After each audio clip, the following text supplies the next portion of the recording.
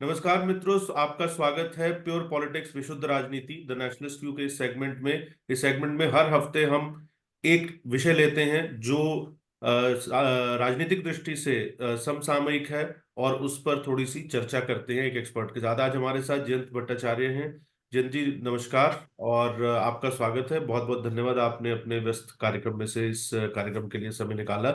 जयंत जी लगभग 3.5 दशक का उनका अनुभव है पत्रकारिता में। देश के कई प्रमुख समाचार पत्रों, पत्रिकाओं और टेलीविजन चैनल्स में वरिष्ठ पदों पर उन्होंने काम किया है और खासकर पश्चिम बंगाल की बहुत गहरी समझ रखते हैं। तो आज हमारा विषय है कि क्या संदेश खाली नंदीग्राम साबित होने जा रहा है ममता सरकार के लिए। तो मैं पहले थोड़ा सा बैकग्राउंड इसका अपने दर्शकों को दे देता हूँ। संदेश खाली 5 जनवरी को न्यूज में आया। 5 जनवरी को एनफोर्समेंट डायरेक्टरेट यानी कि प्रवर्तन निदेशालय की एक टीम संदेश खाली नाम के गांव में रेड करने गई थी। ये गांव नॉर्थ 24 परगना डिस्ट्रिक्ट के बसीरहाट सब डिवीजन में है और ये पश्चिम बंगाल में है और ये भारत और बांग्लादेश की सीमा के पास है। तो वहां पर टीएमसी यानी तृणमूल कांग्रेस जो पश्चिम बंगाल में सत्तारूढ़ पार्टी है, उसके एक स्थानीय नेता शाहजहां शेख हैं। उनके निवास पर रेड करने के लिए ईडी की एक टीम गई थी करप्शन चार्जेस को के संदर्भ में। उसके ऊपर हमला हुआ। उसके बाद वहां स्थानीय महिलाओं ने और स्थानीय लोगों ने कुछ समय के बाद धरना प्रदर्शन शुरू किए। दो आरोप उनके ऊपर शाहजहां शेख और उनके जो सहयोगी थे उन पर लगे। एक कि महिलाओं का यौन शोषण और दूसरा स्थानीय लोगों की जमीनों पर कब्जा करना। और भारतीय जनता पार्टी जो एक की प्रमुख विपक्षी पार्टी के तौर पर उभरी है पश्चिम बंगाल में, उसने इस मुद्दे को काफी बड़ा बना दिया और पूरे देश में इस मुद्दे पर चर्चा हुई। फिलहाल की स्थिति यह है कि शाहजहां शेख और उनके दो सहयोगियों को पुलिस गिरफ्तार कर चुकी है और लेकिन मुद्दा अभी भी गर्म है। नंदीग्राम के बारे में मैं थोड़ा सा आपको बता देता हूँ कि हम नंदीग्राम की बात क्यों कर रहे हैं। 14 मार्च 2007 को नंदीग्राम जो मेदिनीपुर डिस्ट्रिक्ट के अंदर एक छोटा सा गांव है, वहां पुलिस ने गोली चलाई थी और 14 लोग मारे गए थे। मुद्दा ये था कि लेफ्ट फ्रंट की सरकार उस समय पश्चिम बंगाल में थी और ये एक बड़ी तेजी से खबर फैली थी कि कुछ किसानों की या बड़े पैमाने पर वहां पर जमीन एक्वायर की जाएगी केमिकल हब बनाने के लिए। और माना यह जाता है कि नंदीग्राम जो है एक टर्निंग पॉइंट था क्योंकि 2006 में लेफ्ट फ्रंट की सरकार 294 विधानसभा सीटों में से 235 विधानसभा सीटें जीतकर सत्ता में आई थी। और नंदीग्राम के बाद जो अगले विधानसभा चुनाव हुए उसमें लेफ्ट का सुपड़ा साफ हो गया और उसके बाद से लेफ्ट जो है वो उभर नहीं पाया। तो क्या अ, ये जो संदेश खाली में हो रहा है, क्या ये नंदीग्राम का रिपीटिशन है या कुछ मामला अलग है? हम जानते हैं हम लोकसभा चुनावों की दहलीज पर खड़े हुए हैं और इसका निश्चित रूप से लोकसभा चुनावों पर भी प्रभाव पड़ना स्वाभाविक है। आज सब इन सब मुद्दों पर चर्चा करेंगे। मैंने आपके साथ थोड़ी सी बैकग्राउंड शेयर की। जयंत जी, मुझे आपसे पहली बात ये पूछनी है कि आप इन दोनों घटनाओं का कंपैरिजन अगर करते हैं, क्या देखते हैं आप? पश्चिम बंगाल की राजनीति में फिर से करवट आ रही है?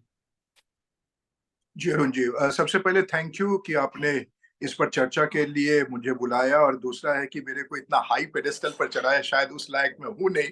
पत्रकार था, पत्रकार हूँ, तो कोशिश करता हूँ जो कुछ हो रहा है उस पर नजर रखने की और अपने अ, लेखन या टेलीविजन के माध्यम से वही बताने की कोशिश कर रहा हूँ। जहां तक आपका सवाल है अरुण जी, आपने एक बड़ा ही पर्टिनेंट, जिसको कहते हैं, आपने एक वो मुद्दा चुना है यहाँ पर। ये ख्याल मेरे दिमाग में भी था। बहरहाल मैं ये बता दूं कि इस मुद्दे पर अ, बहुत लोग अलग अलग सोच है इस पर, माफ कीजिएगा। खासकर जो राजनीति में है पश्चिम बंगाल में, वो ये मानने के लिए तैयार नहीं है। लेकिन कुछ हद तक मैं आपके इस ख्याल से बिल्कुल असहमत हूँ। कारण ये है कि जिस नंदीग्राम की बात आपने की, वह मैंने वो अपने आंखों से देखा था, वो भी कवर किया था मैंने। और मैं बता दूं कि दोनों जगह कुछ बातें जो है बहुत ही मिलता जुलता है। हो सकता है कि अभी तृणमूल कांग्रेस या इवन भाजपा या बाकी जो वहां के कांग्रेस और लेफ्ट फ्रंट है, वो भी नहीं मानना चाहेंगे। लेकिन मामला यहाँ भी जमीन से ही लेना देना था। क्योंकि जैसा आपने कहा, आपने सही बात कही इस बात को कि नेशनल लेवल पर हमने शायद इसको देखना शुरू किया 5 जनवरी से। लेकिन उसके पहले जो हो रहा था वो मुद्दा अगर हम देखें, तो वो कुछ कुछ मुझे जो लगता है वो मिलता जुलता सा है। लेकिन दोनों में डिफरेंस ये है कि उस वक्त जो है, जैसा आपने कहा, सरकार यानी कि पश्चिम बंगाल की सरकार जो है, उस समय लेफ्ट फ्रंट की सरकार थी वहां पर, वो वहां जमीन लेना चाह रहे थे एक केमिकल हब बनाने के लिए, जैसा आपने कहा। और यहाँ पर हमने क्या देखा, क्या सुना कि कोई तृणमूल कांग्रेस के ही एक कोई कार्यकर्ता या कोई नेता, बहुत बड़े नेता कहा जा रहा है उनको, वो जो है उनके खिलाफ अभी तो ये एलिगेशंस है, अब ये देखना है, मैं एलिगेशन ही कहूंगा लीगली, चूंकि ये अभी उनको अरेस्ट कर लिया गया, हिरासत में है वो, और उस पर केस भी चल रहा है। तो एलिगेशन ये है कि वो भी ये जमीन हड़पने की कोशिश कर रहे थे। अगर कोई देना नहीं चाह रहा था तो उसमें वो नमक मिला हुआ पानी जो है, वो सी वाटर जिसको कहते हैं, वो डाल देते थे ताकि वहां पर उपज नहीं हो। महिलाओं के साथ वो गलत हरकत करते थे। तो ये सारी चीजें जो है, मुझे लग रहा है कि कुछ कुछ वहां से मिलता जुलता है। अब कहां तक ये ममता बनर्जी के लिए संदेश खाली जो नंदीग्राम में हुआ था, जो जैसा आपने कहा कि 2006-7 में, और आपको यहाँ याद दिला दूं कि जो नंदीग्राम की घटनाएं जो हुई थी, उसमें एक बहुत बड़ा भूमिका जो है ये ममता बनर्जी की ही थी। उन्होंने ही वहां पर लीडरशिप दी। उन्हीं के पीछे जो है, करीब मुझे याद नहीं आ रहा, लेकिन मेरे ख्याल से 14, 15, 16 छोटे छोटे पार्टियां, कहते हैं कि उसमें नक्सली भी थे, माओवादी भी थे। इन लोगों ने मिलकर जो है ये इसको एक ऐसी जगह पर ले गया जहां जाने के बाद तत्कालीन जो लेफ्ट फ्रंट सरकार थी, या जो उनके पार्टीज थे, जो जो मिल के वो कोalition जो थी लेफ्ट पार्टीज की, वो बिल्कुल जो है वो पीछे आ गए। और वहां से शुरू हुई इनका लेफ्ट फ्रंट का पतन और ममता बनर्जी का उत्थान, ये हम कह सकते हैं। 2011 में जाके उन्होंने इस तरीके से, उस कहते हैं ना लाल, एक फोर्ट्रेस, रेड फोर्ट्रेस जिसको कहते थे, उसको ऐसे उन्होंने तोड़ा कि वो 30-32 साल का जो उनका बने अनडिफीटेड जो रूल था, वो खत्म कर दिया इन्होंने। आप एक तरह से कह सकते हैं वो सिंगल ऐसी एक लीडर थी जिसने की इतनी बड़ी चुनौती दी, जिसमें भी कांग्रेस ने भी हाथ धो रखा था, पीछे हट गया था कि अब तो इनको कोई हटा नहीं सकता है। लेकिन क्या भाजपा ये कर पाएगी यहाँ नंदीग्राम में? यहाँ पर मैं आपको बता दूं, भाजपा को इस चीज को देखना है ना तो राजनीति और ना ही रिलीजियन के नजरों से। ये ऑपरेशन जिसको कहते हैं, किसी के ऊपर दबाव डालना, उसी चीज का। और अरुण जी, मुझे सबसे बुरा इस बात का लगता है कि यहाँ हम पश्चिम बंगाल की बात कर रहे हैं।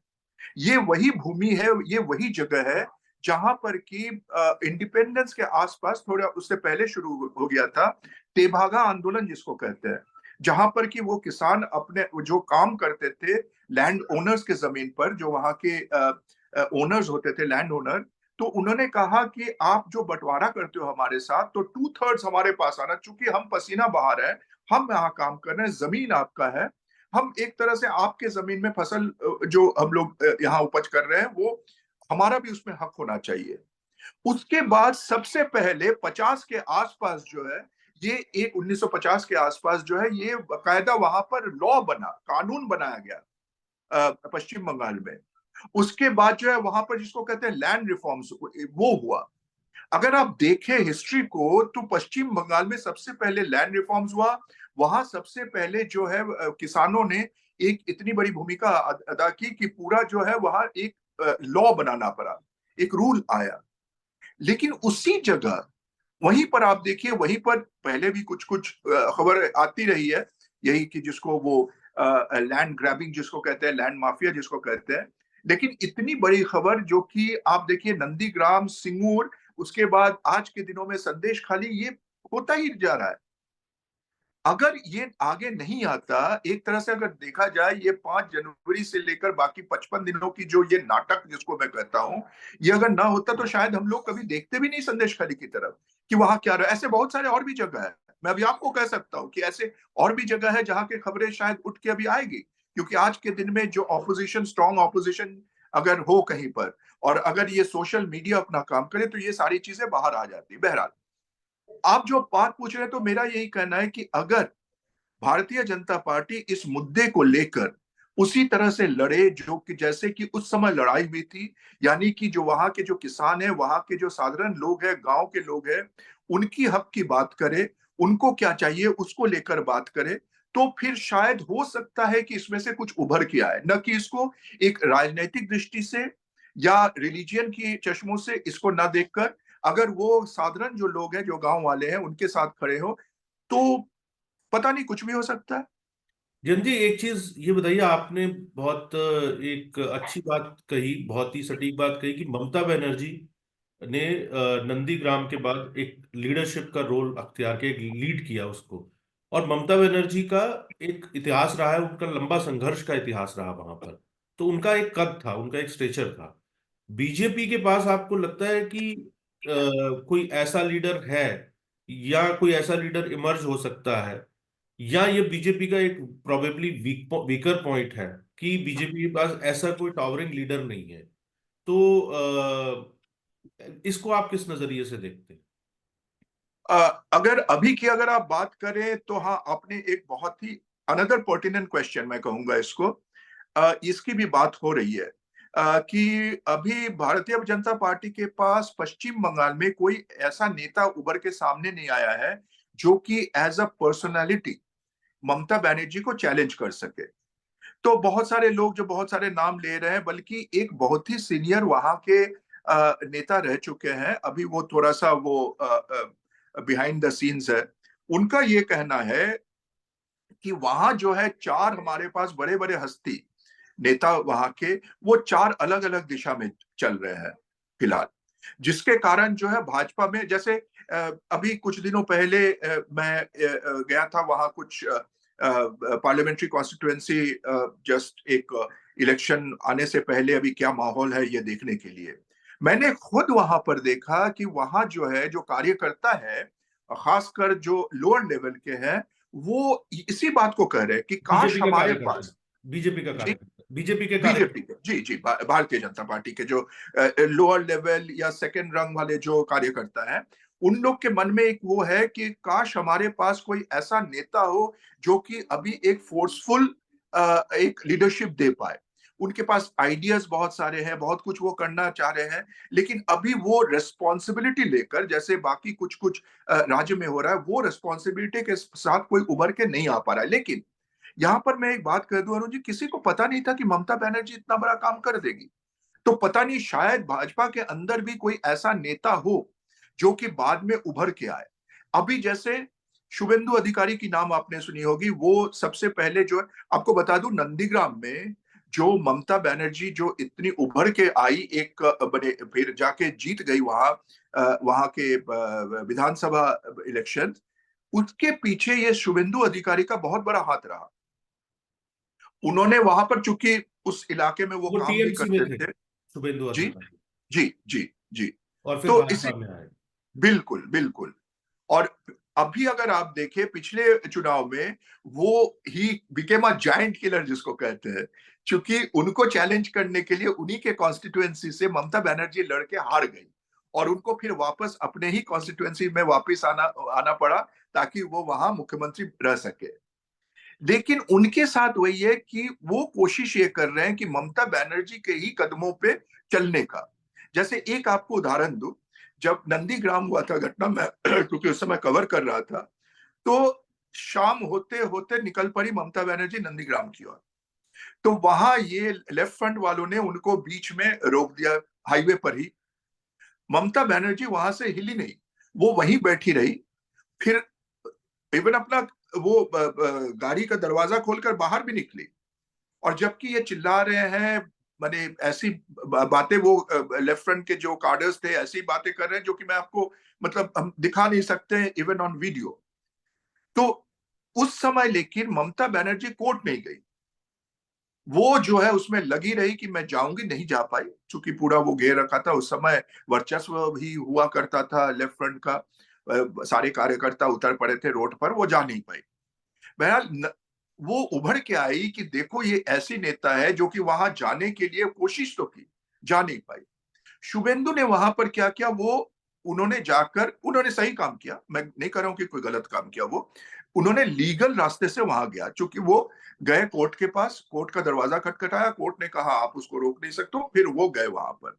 तो वो लीगल प्रोसेस में, तो कोशिश वो करते हैं कि लीडरशिप दे, लेकिन वहां पर वो जो रास्ता है जिसमें कि वो लोगों के नजर में वो चढ़े, वो शायद शायद मैं उनके तरह राजनेता नहीं हूं, इतनी उनको मेरे से बहुत बहुत ज्यादा राजनीति का ज्ञान है, लेकिन एज एन ऑब्जर्वर जो मैं देख रहा हूं कि शायद वहां पर एक वो कॉम्प्रोमाइज कर रहे हैं। दूसरी बात ये जो अलग अलग ये जो बात हुई थी कि जितने हस्ती है वो अलग अलग, उनको जो है एक जगह ले आना। अभी उन्होंने एक एक दो लीडरान को अपने साथ ला पाए हैं, लेकिन जब ये टोटल वहां पर एक वो लीडरशिप दे पाए, तब शायद हो सकता है, या नहीं तो कोई शायद पीछे कहीं पर है जो उभर के आए, जो सामने आए, लीडरशिप दे पाए। समय ही बताएगा वो, अरुण जी।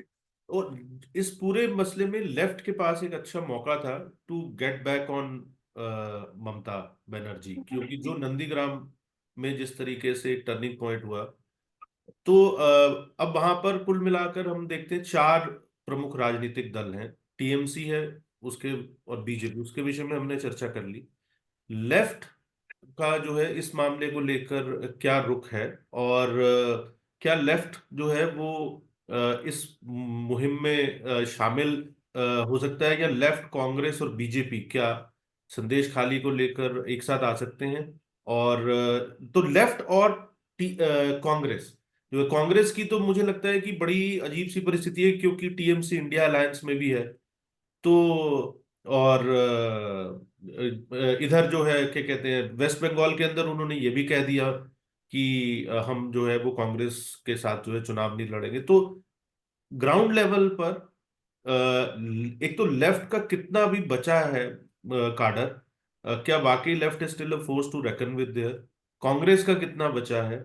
और संदेश खाली को लेकर ग्राउंड लेवल पर जो है वो क्या इन लोगों का रिएक्शन है, and how it is going to impact the Bengal politics and these parties?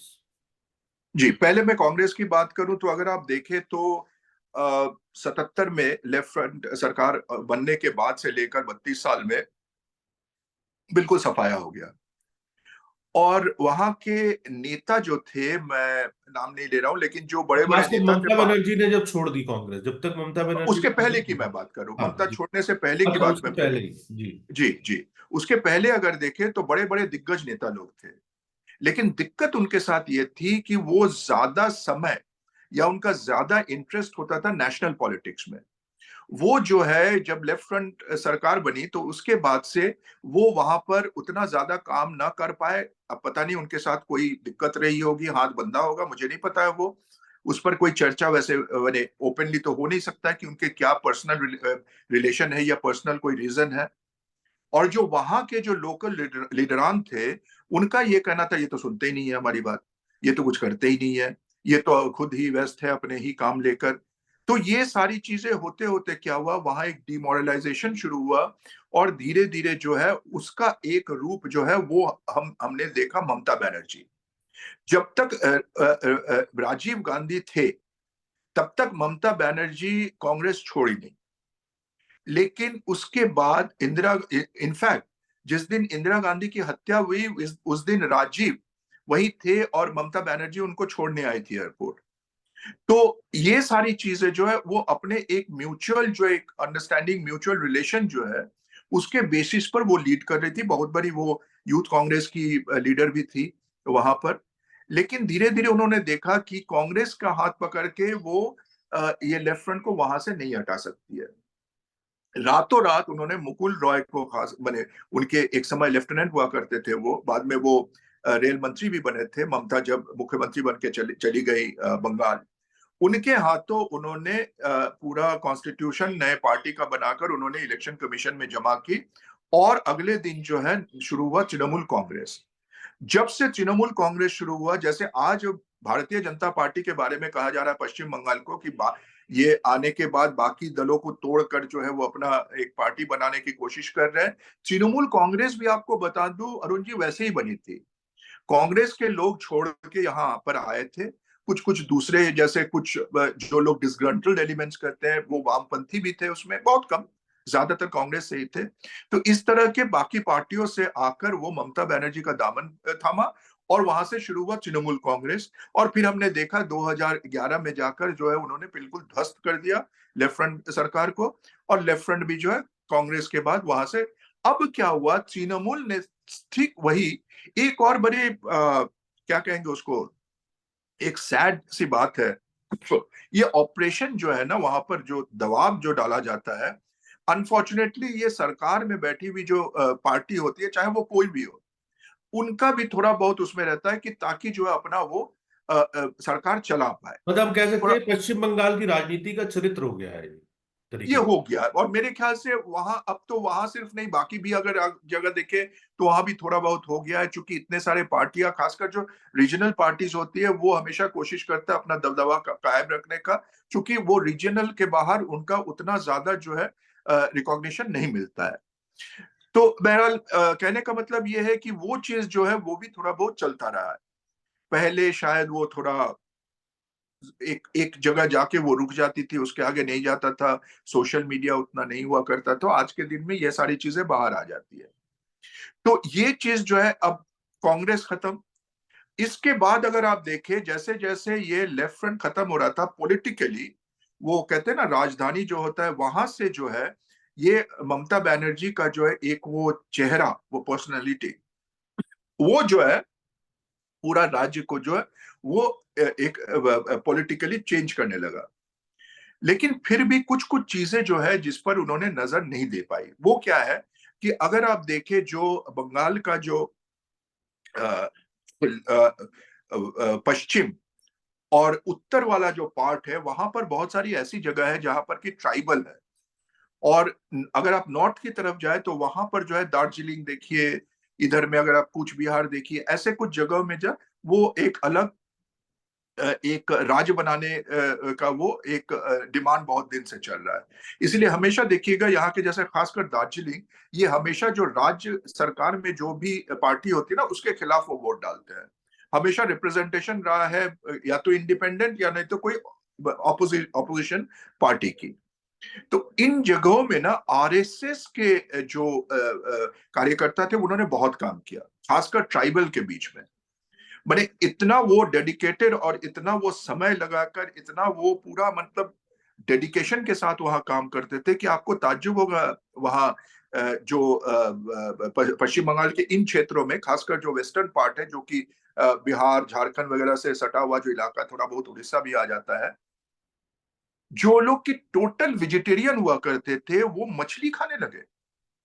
वो खुद जो है वहां ट्राइबल एरियाज में उनके घर में जाके रहते थे, उनसे बैठकर बातें करते थे, उनके जो है क्या प्रॉब्लम्स है, जिस कारण से मैं इसलिए इस बात पर आपको मतलब गौर करने की बात कर रहा हूं कि उसके पहले ये माओवादी जो आए, उसी इलाके में आए, और इसी कारण से वहां पर वो अपना पावर बनाए कि हम तुम्हारे लिए आए हैं। लेकिन बाद में देखा कि ये बंदूक चला के नहीं कुछ हो सकता, और धीरे धीरे जो है स्टेट प्रेशर में वो माओवादी जो है खत्म होते गए। और इधर जो है मैंने लेफ्ट वाला जो एक वो क्या कहेंगे उसको, प्रिंसिपल एक जो भावना होता था, वो खत्म होने लगा। तो इन्होंने बंदूक नहीं उठाई, बल्कि आरएसएस ने यहां जाके जो एक पर्सनल बॉन्ड बनाना शुरू किया। इसलिए आप देखेंगे इस इलाके में बीजेपी को फायदा मिला, इन सारे इलाकों में। अब नॉर्थ बंगाल में तो अपना था ही, एक दूसरा रीजन था, वो हमेशा एंटी रहेंगे स्टेट सरकार के, तो वहां पर उनको, और भाजपा इस बात पर विश्वास, बड़े छोटे राज्य को वो सपोर्ट भी करते हैं, तो इसीलिए वहां पर मिला। लेकिन ये ट्राइबल बेल्ट में एक इसीलिए बदलाव आया, और वहां पर ज्यादातर जो है ये अगर आप 18 सीट भी देखें लोकसभा का, तो ये क्षेत्र जो है साउथ की तरफ जो है उतना नहीं मिला। लेकिन इंटरेस्टिंगली उसी साउथ वाले इलाके में ही है संदेश के लिए। बहरहाल, तो अब क्या हुआ, जैसे जैसे, लेकिन वहां के पॉलिटिक्स में एक चीज और है ना, वो हनीमून पीरियड बड़ा लंबा होता है। 77 में लेफ्ट फ्रंट आने के बाद 30-32 साल तक उनका चला। ममता बनर्जी का 15 साल होने को है। अब मुझे अभी यहां अगर खड़ा हो के आप मेरे से अगर ये प्रश्न करें, जो कि प्रश्न आएगा ही मेरे ख्याल से, अपने जिक्र की लोकसभा चुनाव की, हाँ, मैं यही तो कहना चाह रहा था, लोकसभा चुनाव में इसका क्या इम्पैक्ट होगा। जी, आपने चूंकि इंट्रोडक्शन में ये बात कही, तो मुझे पता था ये प्रश्न जरूर आएगा, ये हो प्रश्न हो भी रहा है। अगर आप पूछे कि 18 की जगह 19 होगा भारतीय जनता पार्टी के लिए, टोटल 42 है वहां पर, या वो 18 से घट के 17 होगा, तो वो 17 या 19 नहीं बता सकता हूं। लेकिन अरुण जी, आपको ये बात मैं बोल सकता हूं, थोड़ा सा इसका मैं बैकग्राउंड बता दूं। कि अगर आप देखें 2014, 2014 ही होगा ना जो लोकसभा, वहां पर करीब मेरे ख्याल से 17 से कम प्रतिशत, माने वोट परसेंटेज जिसको कहते हैं, भारतीय जनता पार्टी को मिली थी उस समय। और मात्र 2 MP वो भेज पाए थे पश्चिम बंगाल से दिल्ली की ओर। उसी को अगर आप देखें 2019, हाँ 2019 लोकसभा इलेक्शन अगर आप देखें, तो वहां पर ये जो वोट परसेंटेज जो है वो चला गया 40%, 40%। और सीटें कितनी मिली? 18, 2 से 18। अगर आप लास्ट ये असेंबली इलेक्शन अगर आप देख ले, विधानसभा चुनाव में, तो 21 में वो परसेंटेज थोड़ा सा घट गया था, घट के जो 38 हो गया था, 38%, 38%। सीटें कितनी मिली थी? कुछ 77 के आसपास।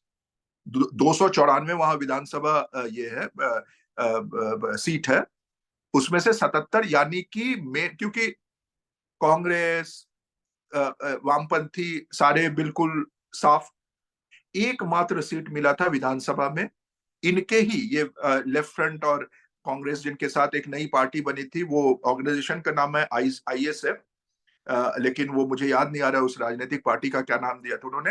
एक भांगर नाम के एक सीट से उनको एक मिला था, नहीं तो तृणमूल कांग्रेस और ऑपोजिशन भारतीय जनता पार्टी वो आए वहां पर। तो ये मैंने इसलिए ये बैकग्राउंड दिया आपको अरुण जी, कि अगर आप मेरे से पूछे कि 18 की जगह 17 या 19, ये नहीं, मुझे नहीं पता है। लेकिन ये जो 40 या 38 जो प्रतिशत है, तो इसमें मेरे ख्याल से थोड़ा बहुत जो है बढ़ेगा वोट परसेंटेज। अब ऑब्वियसली इसके साथ एक जुड़ा हुआ सवाल ये है कि अगर वोट परसेंटेज बढ़ेगा तो सीट क्यों नहीं? क्योंकि ये वोट परसेंटेज वही बढ़ेगा जहां पर ये जीतेंगे, और बाकी जहां मार्जिन हारेंगे ये भी वहां। हो सकता है कि सीटें उतनी रहे, मार्जिन बड़े हो जाए। करेक्ट। मेरा ये मानना है कि शायद ये जो है वोट, या जहां हारे वहां हो सकता है कि मार्जिन घट जाए। तो मेरा ये मानना है कि शायद सीट अगर नहीं भी बढ़े, अगर घट भी जाए, तो वो वोट माने वोट परसेंटेज जो है वो 40 से बहुत नीचे अगर आए तो वही 38-39 होगा, और नहीं तो 41-42 भी हो सकता है मेरे ख्याल से। लेकिन हाँ, सीट के मामले में अभी भी, और आपको पता है तृणमूल कांग्रेस में थोड़ा भी अंदरूनी, वो भी बहुत ज्यादा भी, हाल फिलहाल में एक उनके जो स्पोक्स पर्सन थे, उन्होंने अपने सारे वो जो पोजीशन है उसमें से उन्होंने रिजाइन कर दिया।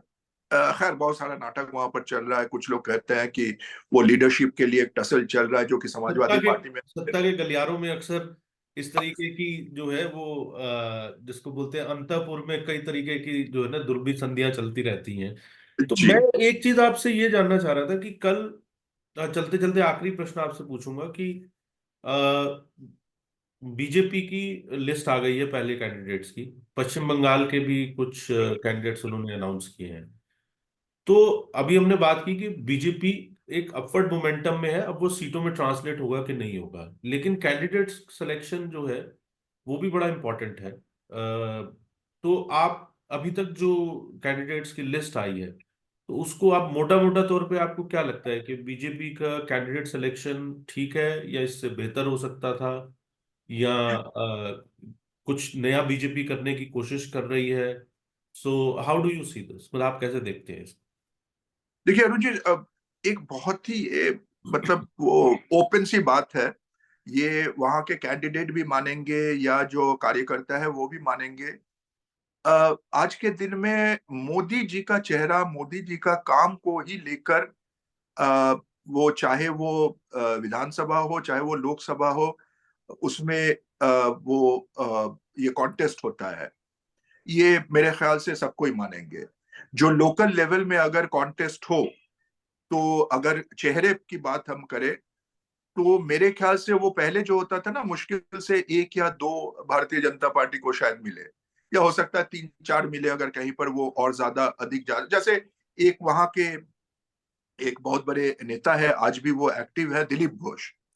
दिलीप घोष को अगर देखे तो उन्होंने एक लोकसभा, कम से कम, मैं शुरू की बात कर रहा हूं, एक विधानसभा फिर एक लोकसभा बिल्कुल अपने बलबूते पर वो जीत के आए।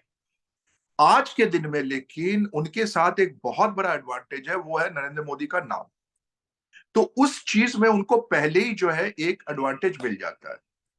उसके ऊपर से उस क्षेत्र में काम जो जिन्होंने किया है, जैसे अगर आप देखें जो मथुआ जो है वहां पर वोट बहुत ही स्ट्रांग है, लेकिन एक एक छोटा सा मैं यहाँ पर बोल दूं कि सीएए को लेके मथुआ बहुत वहां पर वो चाह रहे थे कि वो घोषणा हो जाए, और उस पर बातें भी हुई थी शायद चुनाव से पहले हो। तो अमित शाह जी को जाना था, लेकिन कुछ कारण से वो जा नहीं पाए, तो फिर प्रधानमंत्री खुद गए वहां पर। तो उसको लेके थोड़ा सा है, अगर वो सीए आ जाता तो शायद उसमें और भी ज्यादा इनको फायदा होता। मुझे लगता है कि थोड़ा। घोषणा तो की हुई है कि इलेक्शन अनाउंस होने से पहले उसके रूल्स नोटिफाई हो जाएंगे। और जहां तक जी। मेरी जानकारी भी है, जो मेरी कुछ लोगों से बात हुई है, जो जिसको हम बोलते हैं सूत्रों के हवाले से, तो वो लाने वाले हैं, मुझे लगता है कि जी।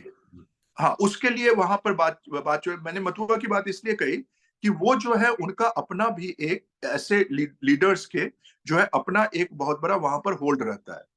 तो वैसे अगर आप देखें तो मैं ये कहूंगा ये जो कितनी सत्रह सीटों अठारह पर नाम। इम्पैक्ट, ये मथुआ का कितनी सीटों पर इम्पैक्ट होता है लोकसभा की? देखिए वहां पर ये फैले हुए हैं, करीब 5 से 6 जिलों में जो है इनका अच्छा खासा वहां पर पकड़ है। उसमें से अगर आप देखें तो 2 जिलों में जो है जहां पर खासकर इनके लोग रहते हैं। इनफैक्ट जिस इलाके में सेकेंड वाला जो विजिट था, अपने नदिया वाला जो इलाका है, वहां पर भी बहुत सारे बांग्लादेश से आए हुए बहुत हिंदू हैं वहां पर। और वो जो है जो ज्यादातर जो है वो भाजपा के तरफ ही उनका जो सोच विचार है वो भाजपा के साथ ही मिलता जुलता है। तो मैं बतुआ का इसलिए मैं जिक्र कर रहा था कि उनका जो है अपना पकड़ है अपने इलाके में, और होता ही है ऐसे रिलीजियस जिनका थोड़ा सा ये रहता है तो उनकी पकड़ होती है। लेकिन बाकी अगर आप देखें 17-18 सीटों में जो कल अनाउंस किया गया है नाम, तो उसमें जो है एक मुझे एक दो छोड़कर, दो तीन तीन छोड़कर बाकी में मुझे लगता है कि बहुत ही मतलब उनको एडवांटेज फिलहाल है। अब देखना ये है कि तृणमूल कांग्रेस क्या नाम लेके आती है वहां पर। दूसरा है कि जिसकी आपने जिक्र की बहुत ही जरूरी है, वो ये इंडी गठबंधन जो है वो कहाँ तक कामयाब हो पाएगी पश्चिम बंगाल में। बाकी जगह तो बिहार में उत्तर प्रदेश में बातचीत चल ही रहा है, हो भी जाएगा। लेकिन आपको पता है वहां बात तो हो रही है, बने कह रहे हैं कि हो जाएगा। लेकिन ममता बनर्जी जो है ये 2 सीट तो पहले बोल रखी है, और हो सकता है कि 2 और दे दे, जैसा मैंने आपको कहा दार्जिलिंग। उनको मालूम है कि वहां पर तो एंटी, और इस बार शायद एक बहुत बड़ा नाम आए भाजपा की तरफ से दार्जिलिंग से। दूसरा, जैसे मैंने आपको कूच बिहार की बात की, वहां भी हो सकता है कि मामला बहुत ही कठिन हो। तो वहां फिर यह है कि कांग्रेस या लेफ्ट फ्रंट जो है वो मानेंगे कि मैं हारने के लिए वहां लड़ने जाऊं। तो ये सारी चीजों को देखने के बाद ही जब ये पूरा लिस्ट सामने आ जाए कि कहां तक लड़ाई कहां तक जा रही है, तभी ये संभव हो पाएगा ये बताना कि कौन कितने पानी में है। तो आज की चर्चा हम यही समाप्त करते हैं। और जयंत जी, आपका बहुत बहुत धन्यवाद। और दर्शकों से आग्रह है कि अगर आप जयंत जी से कोई भी प्रश्न पूछना चाहते हैं तो इस वीडियो के कमेंट बॉक्स में आप अपना प्रश्न डाल सकते हैं। हम जयंत जी तक वो प्रश्न ले जाएंगे और उस प्रश्न का उत्तर आप तक पहुंचाएंगे। अगर चर्चा आपको अच्छी लगी हो तो वीडियो को लाइक करें, शेयर करें, चैनल को सब्सक्राइब करें, नोटिफिकेशन के लिए बेल आइकन दबाएं। और हम जल्दी ही फिर से मिलेंगे देश की राजनीति के संदर्भ में एक नए विषय पर चर्चा करने के लिए अगले सप्ताह। और तब तक के लिए दर्शकों को नमस्कार।